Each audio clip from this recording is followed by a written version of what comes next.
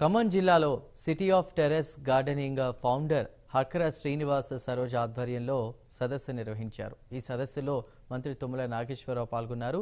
మిద్దె తోటల్లో పురుగు మందులు వాడని కూరగాయల సాగును చేయాలని ఆయన సూచించారు. దీనివల్ల కుటుంబాలు ఆరోగ్యంగా ఉంటాయని తెలిపారు. కల్తీ ఆహారం, పురుగు మందుల అవశేషాలున్న కూరగాయలు తిని మనిషి కష్టార్జితం అంతా కూడా హాస్పిటల్ పాలవుతుందన్నారు. టెర్రస్ గార్డెనింగ్ సామాజిక ఉద్యమంగా సాగాలని మంత్రి తుమ్మల నాగేశ్వరరావు ఆకాంక్షించారు.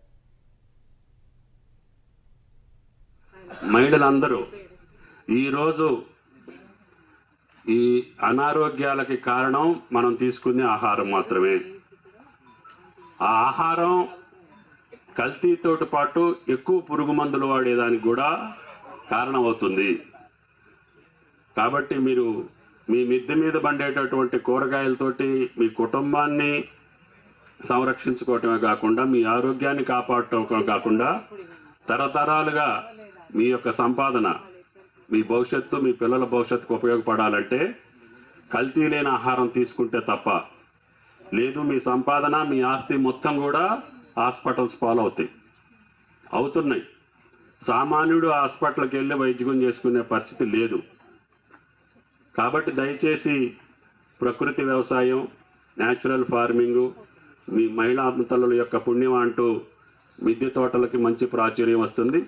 సరోజిని గారు చెప్పారు, ప్రభుత్వ పరంగా దీనికి ఏమేం చేయాలో ఒకసారి వాళ్ళతో కూర్చొని తప్పకుండా ప్రభుత్వ పరంగా ప్రోత్సాహకాలు ఏమి ఇవ్వగలుగుతానో తప్పకుండా వాటిని ఏర్పాటు చేస్తానని చెప్పి మీకు ఈ సందర్భంగా మనం చెప్తున్నాం. మార్కెటింగ్ వ్యవస్థ మీద ఫోకస్ చేయాలని చెప్పి వారిని కోరుకుంటున్నాను.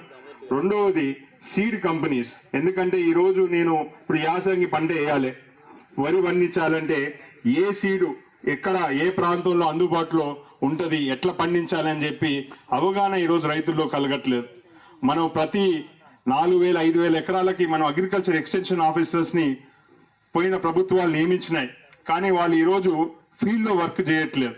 వాళ్ళు కనీసం పెద్ద పెద్ద రైతుల దగ్గర కూడా వచ్చి మీ సమస్యలు ఏమున్నాయని చెప్పి అడిగే పరిస్థితి లేదు. అందుకోసం వారికి కూడా అందరికి అగ్రికల్చర్ ఎక్స్టెన్షన్ ఆఫీసర్స్ ని పూర్తిగా మనం సద్వినియోగం చేసుకోవాల్సిన అవసరం ఉంది. అసలు ఎన్ని ఎకరాలు వాళ్ళకున్న పరిధిలో ఏమేం పంటలు వేస్తున్నారు, ఆ పంటలను ఎక్కడెక్కడ మార్కెటింగ్ చేస్తున్నారు అనే అవగాహన లేకుండా ఈరోజు జిల్లా యంత్రాంగం ఉన్నది చెప్పడానికి